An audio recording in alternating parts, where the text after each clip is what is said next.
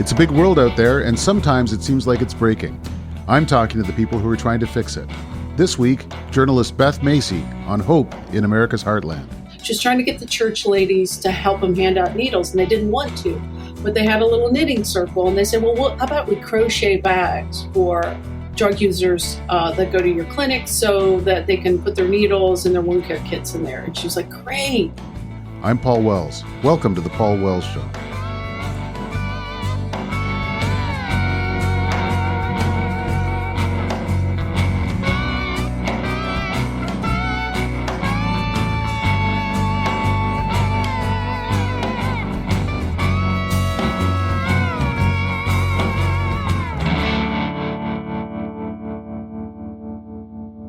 Did you see Dopesick? That amazing miniseries about the billionaire Sackler family who ran Purdue Pharma and the opioid crisis that shook middle America? It ran on Disney Plus in Canada, which is weird because it's a horrifying thing to watch. But Disney picked it up from Hulu in the US, who produced it. Michael Keaton played a Virginia doctor who becomes addicted to the pills he's prescribing. He took home an Emmy, a Golden Globe, and a Screen Actors Guild Award. Here's why I ask. Dopesick was adapted from a book of the same name by Beth Macy, this week's guest. When I heard that Beth Macy had written a sequel to Dopesick, it's called Raising Lazarus, Hope, Justice, and the Future of America's Overdose Crisis, I knew I had to read it. And I knew I had to talk to Beth Macy and invite you to listen in. There are two things going on in this week's interview. Two subjects I wanted to illuminate. The first, obviously, was the crisis Macy's depicting. The terrible flash fire opioid crisis, which is estimated to have killed more than 70,000 people in the United States in the year 2021 alone, and a total of more than 30,000 people in Canada since 2016, by the way. My second subject is Beth Macy. When she started writing books not quite a decade ago, she was a feature writer at the Roanoke Times, a not particularly renowned newspaper in Virginia, a not particularly noteworthy part of the United States. But Virginia turned out to be the epicenter for two American crises: deindustrialization and the outsourcing of American industry to China, and the opioid catastrophe. Macy wrote about both of them. Her book Factory Man is about a family-owned furniture company that faced brutal competition from China. Dopesick is about the drug crisis. This instinct to notice that the local story is a global story is hardly common in journalism. The pressure in our line of work runs entirely the other way, to divorce the day's headline from any broader context. People who bring you the news for a living can sometimes be pretty good at missing forests for trees. In his 2005 commencement address at Kenyon College, the one everybody was quoting when he died, the late novelist David Foster Wallace talked about fish who were so busy swimming they never noticed water. He wasn't talking about journalism, but he could have been. Beth Macy's a rare fish because she writes about the water.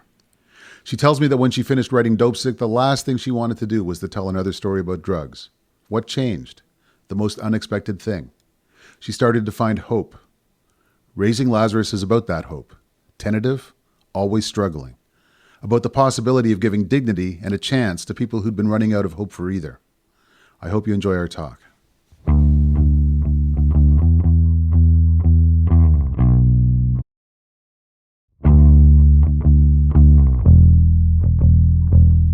Beth Macy, thanks for joining us today.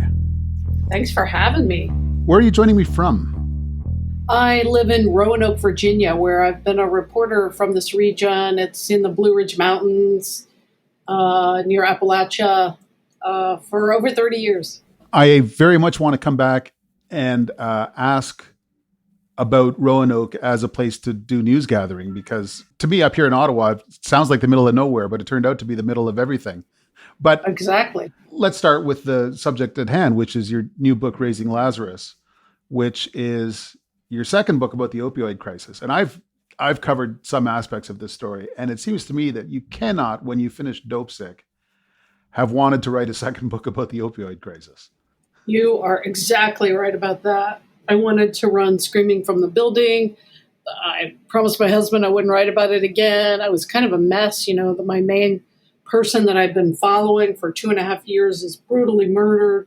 The book ends with her mother saying goodbye to her in the funeral home, her battered body, because she had been denied evidence-based care over and over and over. My doctor thought I had PTSD. I don't think I had PTSD. I think I had depression and secondary trauma from it. It's nothing compared to what the families go through. But I was not going to write about this again. I was like, oh, I did my piece. But as I traveled around the country talking about it, I started to hear and see some really good things happening. And I realized that this was kind of like the secret sauce to how if we are going to turn back our deaths of despair and overdose deaths, more people need to be doing what these innovators and outliers are doing. So I decided to celebrate them, the helpers, as Mr. Rogers calls them, in hoping that it's kind of beautifully timed with the beginning of the opioid litigation settlement money coming down. Like, here's the best ways we could be spending it. We know how to fix this. We're just not doing it yet to the scale to match the scale of the crisis. It's a hellishly complicated story, though. I mean, because the solutions are partial. There's pushback against almost all of them. And a lot of people come to these crises with opioids because they've had some other crises on the way. And so their lives themselves are complicated.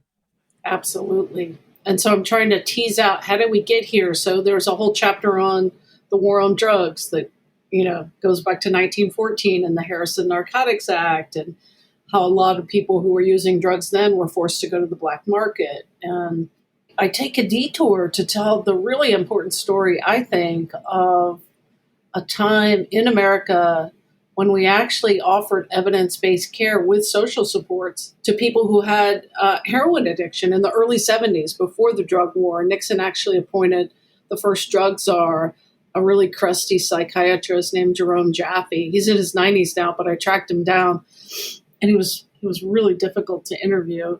I wanted him to talk about how we could do now what he did then, which was to have a standalone 300 methadone clinics that veterans could go to for free and get wraparound services. And he said, and I thought it was a throwaway line, we were both annoying the hell out of each other. And he said, it's not easy to develop new medicines and new ways of treating people that are acceptable to both the people themselves and the political leaders at large, which really underscores, this is so much a political problem. A lot of sheriffs are elected, a lot of judges are elected. They're afraid they'll lose their power and their position if they appear to be hug a thug or soft on crime. And so I just tried to unwind that back to a time in the early 70s, before the drug war, when we put most of our addiction money toward treatment instead of criminal justice. That it's actually flip-flop. Now we put way more money toward criminal justice, which was initially, a war on Black and brown people and poor people, which is still playing out today. So I really think there's roles for the president to play, Congress to play, state governors, local officials. At the beginning, I was really frustrated. You see, I'm asking everybody I interview, what is the magic wand? What do you think? All these people who know more about it than I do because they deal with it every day. And everybody had a little bit different answer. But I kept thinking, well, if we could just wave this federal wand, then it could be solved. But public health is actually run by the state and by the communities. And so you can have 57 needle exchanges in Kentucky, for instance, and 3 in Virginia, which you would think is a more progressive place than Kentucky. But I mean, it just so depends on the politicians in charge and the way the laws have been written. It's a really sticky wicket to kind of tease apart to figure out where it went awry and how we can get it back. Now, you've mentioned a few times the term evidence-based care. That comes down to safe supply and supervised injection sites. Health authorities providing narcotics to users and giving them a place where they can use. Even in Canada, where, there's a number of safe injection sites in Ottawa, where I live, where this idea has made a lot of progress.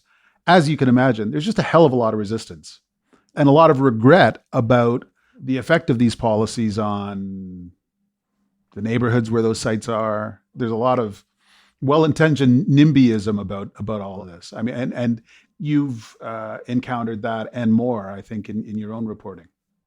Yeah, I mean, but the U.S., Canada is so far ahead of the U.S. It's it's apples and oranges. Like, we have two safe consumption sites in America, and they're in New York City. Like, there's the rest of the nation here, and it's a lot bigger all combined than New York City, where we're not doing jack.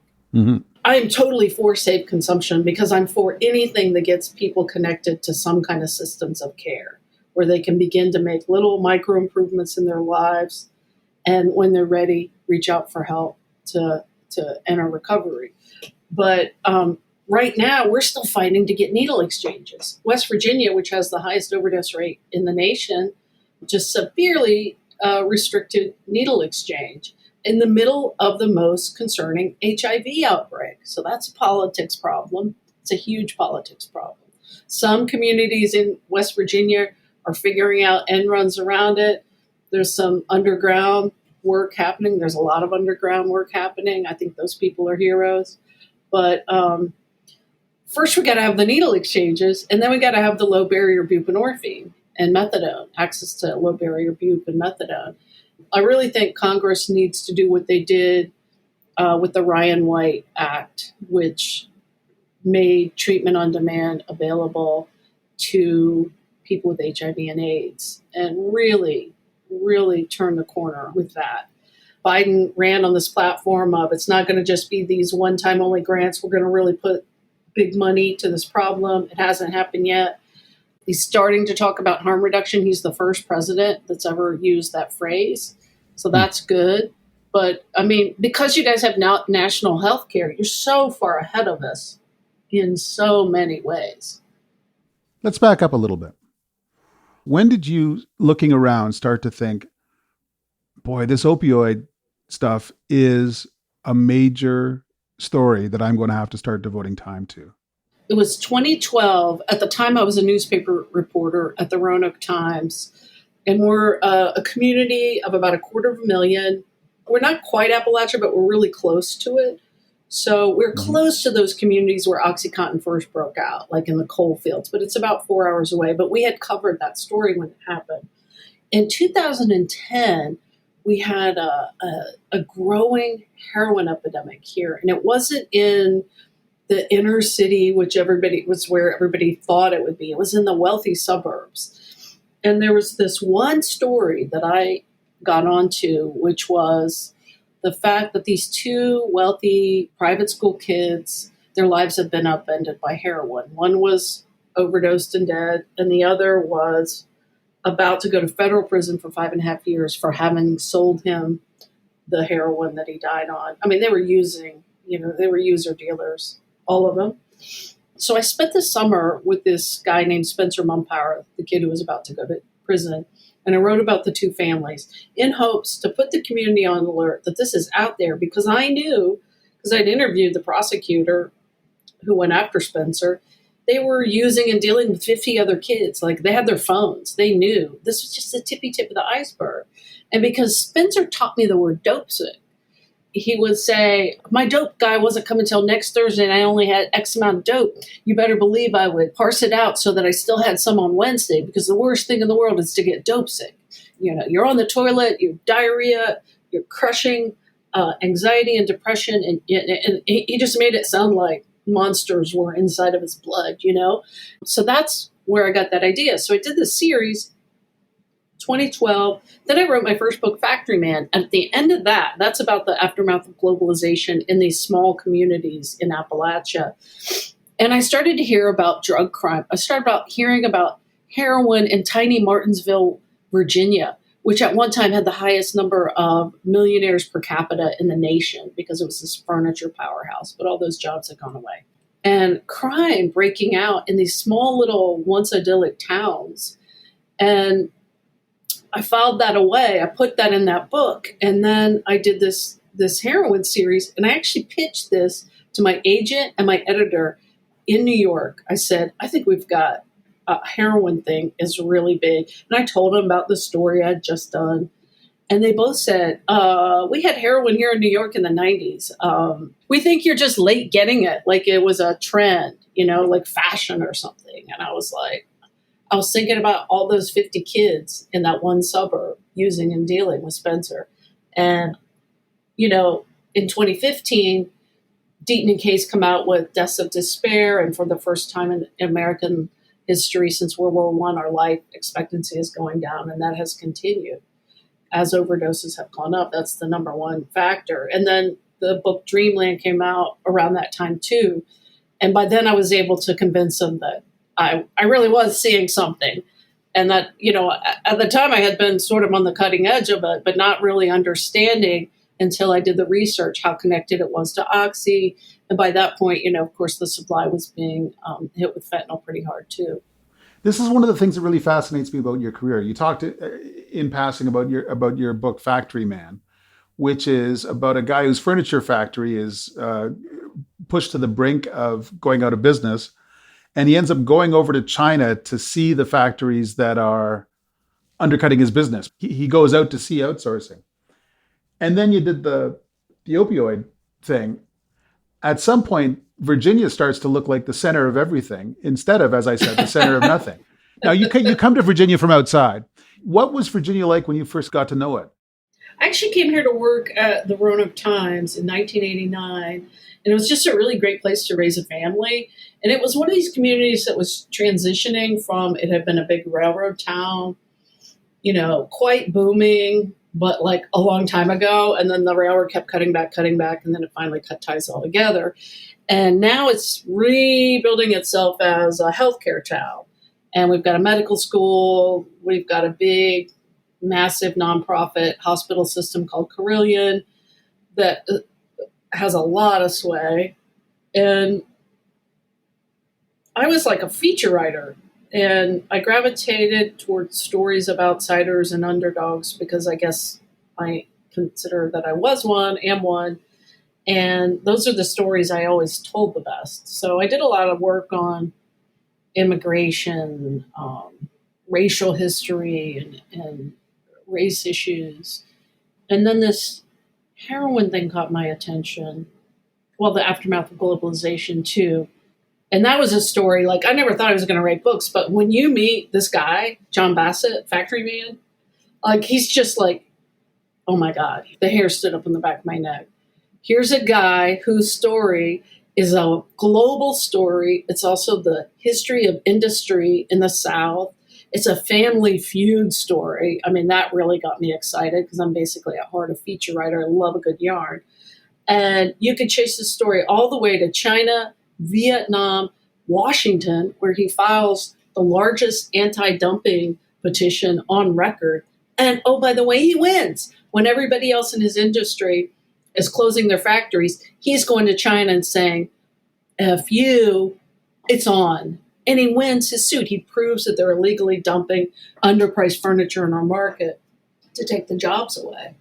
And that absolutely paralleled the opioid crisis because Purdue in the 1996, they concentrated on places where there was doctors who are already prescribing a lot of competing opioids. And those happened to be places with workplace injuries. And they also happened to be places where the jobs were going away. And so that not only were people being overprescribed, like massively overprescribed for little things like back pain, who doesn't have that, TMJ, wisdom tooth, but also people without jobs were getting themselves prescribed and then they were selling it on the black market for $1 a milligram. So it became a side hustle and a way to make money to pay your other bills that you couldn't pay because you didn't have a job anymore.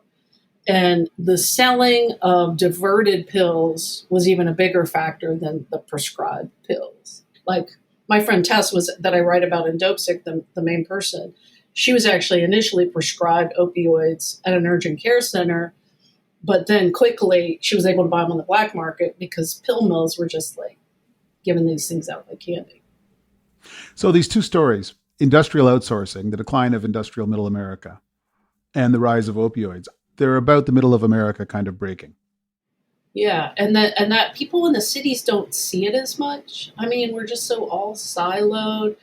And a third thing that I would add in there that I probably am going to write about next is how the decline of the media added to that. So like when I first came to the Roanoke Times in 1989, we had a bureau in Martinsville. We had a bureau in the coal fields. Like those quickly closed within a few years. We had 125 people in our newsroom. Now there's about 8. So stories simply aren't being told. That's why people are gravitating to their silos on Facebook and whatever else, and Fox News. And I mean, it's really threatening to rob us of democracy. You mentioned that more than once in Raising Lazarus, that one reason this crisis was able to get so far down the field before it drew the attention of public authorities was that a lot of these towns are news deserts where local papers aren't around to tell much besides kind of cheerleading stories, if they even exist. And so when suddenly entire high school classrooms were starting to use hard drugs, there was no reporter there to say, hey, what's up? No. OxyContin comes out in 1996. Dr. Van Zee, who is the doctor I profile, and he's also profiled in the Hulu show, makes his first call or writes his first letter to Purdue begging him to take it off the market till it can be reformulated to be resistant to abuse. In 1999, 2000, crime is going through the roof. We don't send a reporter 4 hours away to cover the whole thing until 2001, and we're among the first to cover it. And I love this story in Dopesick because it's so telling. So Dr. Van Zee and Sister Beth, the drug counselor that he works with, are just like, they think they're the only ones that are dealing with it because it's pre-internet. And they have this intern that's working with Dr. Van Zee one summer, and he goes home to Boston. And all of a sudden, the Boston Globe has sent a reporter to Maine to report on the exact same thing. Crime on a level that they had never seen before. And it's blue collar, it's massive overprescribing, it's fishing workers and fishermen and mill workers. And that intern carries back a Boston Globe hard copy of a news story and shows it to Dr. Van Zee and Sister Beth, and we're like, because it hadn't even made national news yet. And they're like, we're not the only ones. That's when he really starts advocating. We'll come back to my conversation with Beth Macy in a minute.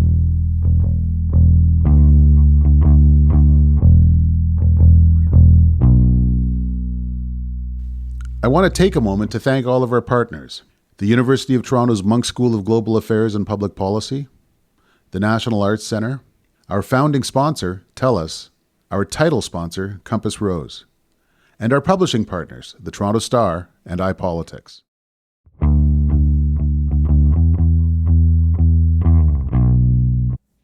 When did you decide that the story was just too big to be contained between the covers of your newspaper? And did you get resistance from editors? Well, I told you the one story. I thought it would be my second book. They said no. I mean, I have to deal with gatekeepers, even though I'm on my own and writing out on my kid's former bedroom, my grown kid's former bedroom. I have to convince them, and I couldn't convince them. And so I did a racial history story for my second book. But really, they've all grown out of reporting that I initially did for the Roanoke Times. But they're microcosms. They're stories that stand in for Peoria, Illinois, or Western Ohio, or little towns outside of Ottawa. It's happening everywhere. It's just not being reported to the extent that I think it should be. Your story takes you to a lot of strange places, surprising places. A clinic next to a McDonald's dumpster in North Carolina. First of all, tell me about that character. Tell me about Tim Nolan. Well, so that's how I begin the book, next to a McDonald's dumpster in a dying furniture town, a former furniture town. And I got to him through this harm reduction group called Olive Branch Ministry that I just met by accident. I was speaking somewhere and I heard this woman on a panel before me talking about harm reduction, which I knew about, but she was saying, we have to meet both sides where they are. And she told this great story about the church that loaned them space that they were running a needle exchange out of. They were in a double wide behind a church. And she was trying to get the church ladies to help them hand out needles, and they didn't want to. But they had a little knitting circle, and they said, well, how about we crochet bags for drug users that go to your clinic so that they can put their needles and their wound care kits in there. And she was like, great. Would you add some reflective thread so they can see them in trap houses in low light areas? And they got so into it, they now call themselves the Hickory Hookers, which is hilarious. So when took me a while to get her to let me come down and visit. She and her wife run the nation's only queer, biracial, faith-based harm reduction coalition. Like, my story spidey sense went up there alone. And when I said, well, what's your goal right now? And they had started out illegally posing as a food pantry out of the back of their pickup truck in 2009. That is badass. And I said, what's your goal now? You have 3 needle exchanges. For her then, the holy grail would be low barrier buprenorphine, which is like, we're going to drug users where they are because we know they don't have the capacity to come to us. Then I met Tim, who is her volunteer. He's a nurse practitioner who does this low barrier work for them. And so I had started the book with another anecdote, and my editor said, I don't even remember what it was, but at some point, maybe a third of the way through the writing of it, she goes, you do your best writing when you're writing about somebody you really admire. And I just tucked that away because neither one of us thought the beginning was the right beginning. And then I thought, oh, this has got to be about Tim, because here's a person, he's worked all day, and then at night he volunteers. He starts out just doing needle exchange, meeting people in truck stops and fast food. And then he notices that a lot of them are sick with hepatitis C. So then he starts testing them, curing them of hepatitis C. And then he starts doing the low barrier buprenorphine. So going to them where they are. So I began at a McDonald's dumpster with Tim getting, for some participant, a discount prescription. And he says 2 things to him. And this is why I started the book with Tim.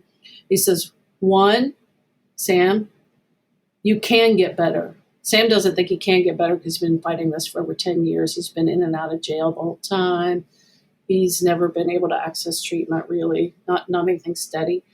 And Americans think they can't get better. They've sort of written this population out. So 1, you can get better. And 2, and maybe even more importantly, just don't disappear.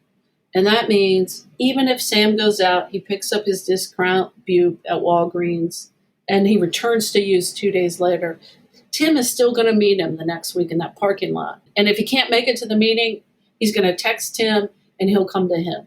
He's not giving up on a person just because they have relapse. This is a chronic relapsing disease. And that is really the crux of what I think it's going to take to turn this around.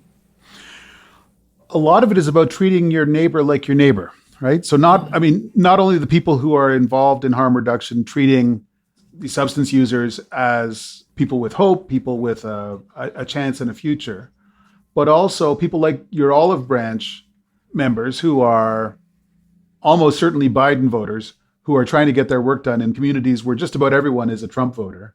Yeah. And step 1 is you need to understand and be understood. Yeah. And that must have been also part of the strange optimism of this book, is talking about places where that's even still possible in America. Yeah. And harm reductionists in New York or Chicago or wherever.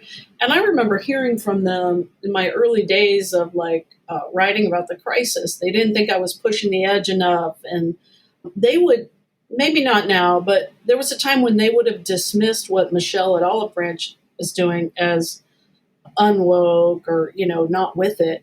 One of the things Michelle says is we have to meet the other side where they are too, because that's her community. And if she can make the DA like her, she can help her people get their charges reduced. And so if she can do this cutting edge care, and this really is low barrier care, really is cutting edge for America, in a red state that hasn't even passed the Medicaid expansion, we need to celebrate her and learn from her, because that's a much heavier lift than New York City even opening overdose prevention site. It just is. So how does she do that? Well, she treats the cops like human beings too. I gave a version of this story at a talk I was giving in West Virginia, and there was a harm reductionist there who got so mad when I said, you need to meet the other side where they are, that she got up and walked out. Huh. Right in the middle of my talk. And I was like, wonder if I just said something that ticked her off. And she told me later it was. And I was just like, and of course they're just fighting. It's like an all-out war. But where Michelle is, it's got to be appropriate to the culture. Michelle has figured out a way to make it work. I mean, I met some guy that had I just saw it on Facebook. He had Narcan somebody with Narcan that he got from Olive Branch in a McDonald's parking lot. I think it was actually the same one, believe it or not, where Tim sometimes works. And he was saying on Facebook how much he loved Olive Branch or whatever. So I called him up and he's like, yeah, I've been sober and on methadone for 3 years now. I'll never forget when Michelle met me at a Rose's department store to give me clean needles. And I'd been on a 4-day bender. He said I was dirty, I stunk. And she said, can I give you a hug? I mean, that was what it was. It wasn't the needles. It was like, I know it sounds sappy, but it was that love. And to me, that's what Christianity is. Or goodness, whatever you want to call it. I'm not a religious person at all, but that's where this special sauce happens, and they make those connections. Even now, as people listen to us, some people are going to be saying, well, this is the world gone crazy. As long as we're going to give addicts their drugs and a place to use them and the equipment to shoot up and care if they get into trouble, why would they ever stop? Well, it's more than that. It's making the connections. And when people start to feel like somebody cares about them, it's the story I tell where a guy goes into a needle exchange in New York City and says, at the front desk, they say, how can I help you? He says, I'm hungry. And the front desk woman gives him a sandwich. And he's still using for a few months, but then he starts going there and step by step, things get better. So it's the connections. It's not just the needles. It's not just the safe supply. It's the connections. And when they start making these improvements in their life, that's when they start getting better. And sometimes it takes a while. I tell the story at the end of Dopesick where this doctor, Steve Lloyd, he's the doctor that the Michael Keaton character is based on in the show. And we don't tell this part of the story, but it's in the book Dopesick. And he's trying to talk the community into letting him open a nonprofit methadone clinic. And there's like hundreds of protesters calling them drug lords and all this kind of shit. And some woman stands up and says, how many chances are we supposed to give these people? And he said, I looked around the room, and he was from that community. He said, I played ball, gone to school with most of the people, gone to church with them.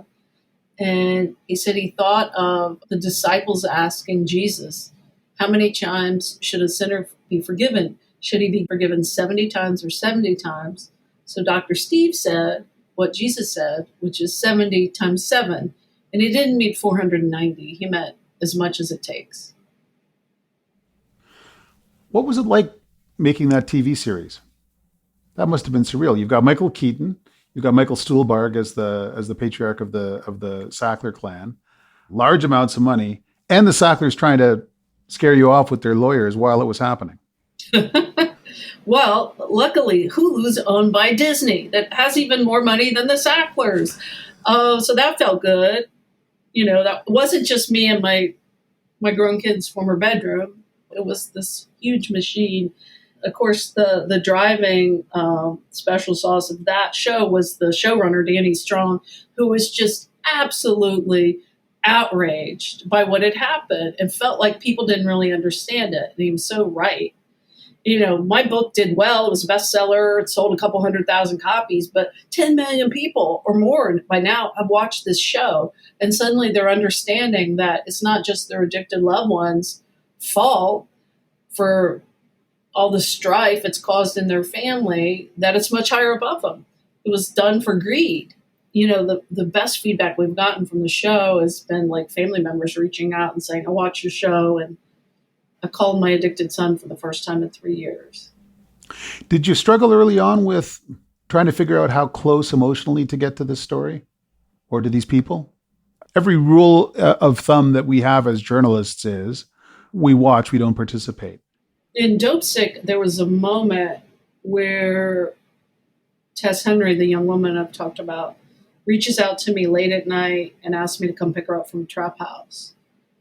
And I was just like, what do I do? What do I do? My husband said, you can't go there. You don't know if it's safe. And so I forwarded it on to her peer that she was working with at the time and her mother. But then I was like, I felt bad about it because it's like when I need her, I'll take her to an NA meeting because that's my opportunity to talk to her. But when she needs me, I'm not available. So, Walt Harrington, the great journalist, Washington Post magazine writer, he's retired now. He wrote a book called Intimate Journalism. And he says, you're not doing your job unless you're getting right on the line. You try not to cross it. Whenever I think I might be crossing it or my toe is hanging over the edge, I tell the reader. I told the reader about that story. I was doing with taxes with my niece that night. It was February, and I didn't see her text right away. Usually I will see a text pretty soon, but it took me a while. And, this was my thinking. This is why I did it. But I've struggled a little bit with that. And in the new book, because I'm mostly writing about the helpers, this is a much more positive book. It's more, there is this moment in the epilogue, and I had written the whole thing, and I showed it to I call him my Appalachian sensei. He's a novelist from Kentucky and an activist named Robert Guy. And he's been my guide through 2 books now, and I just adore him. He's like the smartest, big-heartedest person I know, big-heartedest. And he goes, dude, you've written 2 books about this now. I'm tired of hearing what you're seeing. I want you to tell me what you think. So at the end of the book, I take off my Beth the journalist hat, and I put on my Beth the pissed off journalist, tired of saying same old hat. And does it swerve into activism? Maybe. But I got to call a spade. I got to show people really what's happening. What happened when they were looking, and, how this started, but also how our government, which allowed this man-made crisis to develop, how they're not doing anything about it or not enough about it. And so, there's a little tonal shift at the end, and I'm willing to take the hits for it. The Sackler family, owners of Purdue Pharmaceuticals, who marketed OxyContin and its derivatives with extraordinary skill and complete disregard for the human cost of it. They're a huge character in both of the books. If the Sacklers hadn't been around, would this crisis have happened anyway? In a country where the bottom had fallen out of the Midwest, where simply being in the working class was physically painful for so many people, and where, to some extent, nobody was looking, nobody in positions of authority was looking. Would something else have gotten sucked into that pit if the Sacklers hadn't been so eager to provide a product? There's really no way to know for sure. I do know that, they were the taproot of this. And once they did it and got away with it, then you had all these other opioid makers and distributors going, oh, wow, we can cash in on this too. So you're starting to see them having to end up in court, and with these settlements coming down now, even Walgreens and CVS and distributors, generic makers.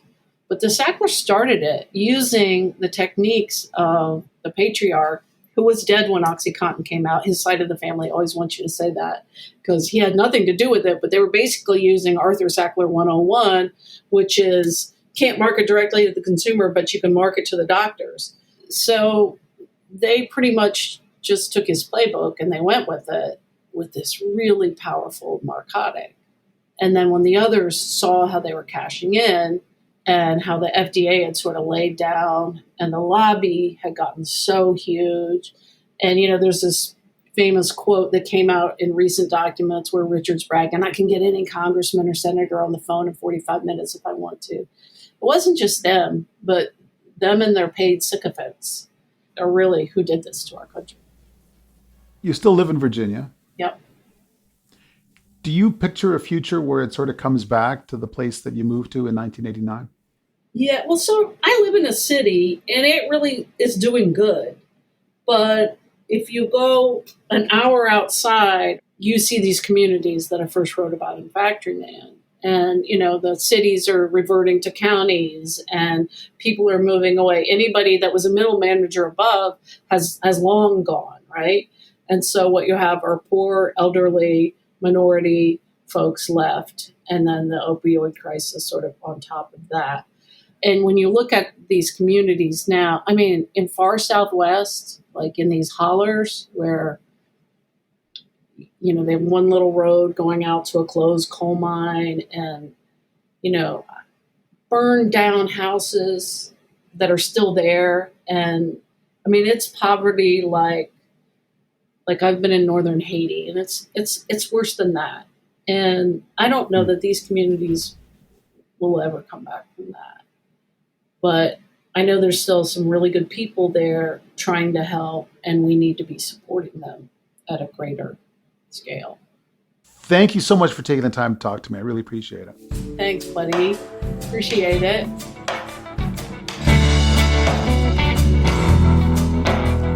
Thanks for listening to The Paul Wells Show. The Paul Wells Show is produced by Antica in partnership with the National Arts Centre and the University of Toronto's Munk School of Global Affairs and Public Policy. It's published by the Toronto Star and iPolitics. Thanks to our founding sponsor, TELUS, and our title sponsor, Compass Rose. Our senior producer is Kevin Sexton. Our associate producer is Haley Choi. Our executive producer is Lisa Gabriel. Stuart Cox is the president of Antica. Remember that you can find a lot more of my writing at my newsletter, paulwells.substack.com. If you're enjoying the show, spread the word. We'll be back next Wednesday.